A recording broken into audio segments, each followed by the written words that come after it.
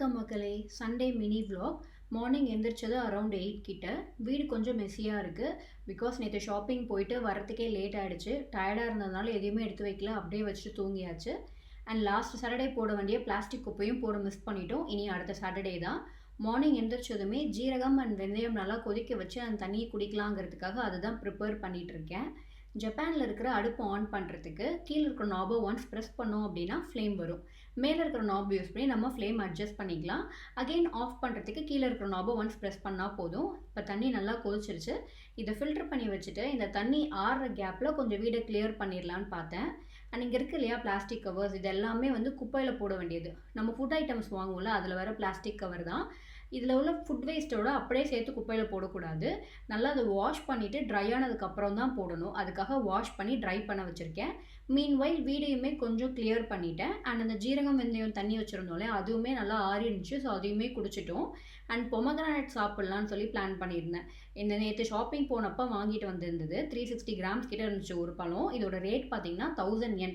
இங்கே பொமக்ரானட் கிடைக்கிறதே ரொம்ப ரேர், சில ஷாப்ஸில் மட்டும்தான் கிடைக்கும். ஸோ நேற்று போன ஷாப்பில் இருந்ததுனால வாங்கிட்டோம். ஸோ இது கெட்டு போகிறதுக்குள்ளே டக்குன்னு சாப்பிட்றலான்றதுக்காக தான் இன்றைக்கி மார்னிங் ஃபர்ஸ்ட் திங் இதை சாப்பிட்டாச்சு.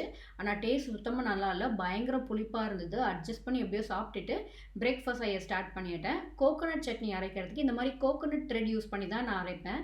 ஏன்னா நான் இருக்கிற ஏரியாவில் ஃப்ரெஷ் கோகோனட் கிடைக்கிறது ரொம்ப கஷ்டம். அண்ட் தோசை மாவுக்கு வந்து கருப்பு கொண்ட கடலை அண்ட் இட்லி அரிசி போட்டு தான் அரைச்சிருந்தேன். யூடியூப் சேனலில் ஒரு வீடியோ பார்த்து அவங்க சொன்ன ஸ்டெப்ஸ் எல்லாத்தையும் ப்ராப்பராக ஃபாலோ பண்ணி தான் பண்ணேன். ஆனாலும் எனக்கு டெக்ஸ்சர் வந்து வழுவலுன்னு வந்திருந்தது. அதனால் தோசை சுற்றுறதுக்கும் கஷ்டமாக இருந்துச்சு.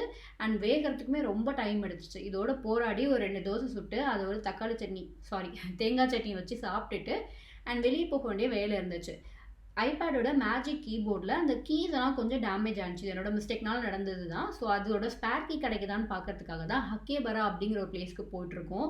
போனதுமே ஃபஸ்ட்டு மெக்டியில் லஞ்ச் முடிச்சுட்டு அந்த ஏரியாவுக்கு போயாச்சு. இந்த ஏரியா பற்றி நிறைய பேர் கேள்விப்பட்டிருப்பீங்க. இது ஒரு எலக்ட்ரானிக்ஸ் கடல் மாதிரி. நிறைய எலக்ட்ரானிக் ஐட்டம்ஸ் கிடைக்கும். And mostly second hand items தான் கிடைக்கும். அண்ட் அனிமேஷன் கூட்ஸுமே இங்கே நிறைய அந்த கேரக்டர் கூட்ஸ் எல்லாமே சேல் பண்ணுவாங்க. ஸோ இந்த மாதிரி அனிமேஷன் லவர்ஸ் எல்லாம் கேரக்டர் கூட்ஸ் வாங்கணும் அப்படின்னா இங்கே தான் மோஸ்ட்லி வருவாங்க. ஸோ இங்கே இந்த மாதிரி நிறைய சின்ன சின்ன ஸ்பேர் பார்ட்ஸ் எல்லாமே விற்றுட்ருப்பாங்க. ஸோ நாங்களும் ஸ்பேர் கீ கிடைக்குதான்னு ஒரு 10-15 கடைக்கிட்ட ஏறி இறங்கி தேடி பார்த்தோம். ஆனால் எங்கேயுமே இல்லை. ஃபைனலி நாங்கள் ஆப்பிள் ஷோரூமில் தான் ஆர்டர் பண்ணோம். ஸோ இங்கே இருக்கிற எல்லா ஷாப்ஸையும் பார்த்துட்டு அப்படியே கொஞ்சம் க்ராசரி வாங்க வேண்டியது இருந்துச்சு. அதனால ஆன் த வேல ஒரு இந்தியன் க்ராசரி ஸ்டோரில் போய் தேவையானதெல்லாம் வாங்கிட்டு வீட்டுக்கு வரத்துக்கே அரௌண்ட் 8 கிட்ட ஆகிடுச்சு. ஸோ ஃபேமிலி மார்ட்டில் சிம்பிளாக டின்னர் சாப்பிட்டுட்டு அப்படியே படுத்து தூங்கிட்டோம். நெக்ஸ்ட் வீடியோவில் பார்க்கலாம்.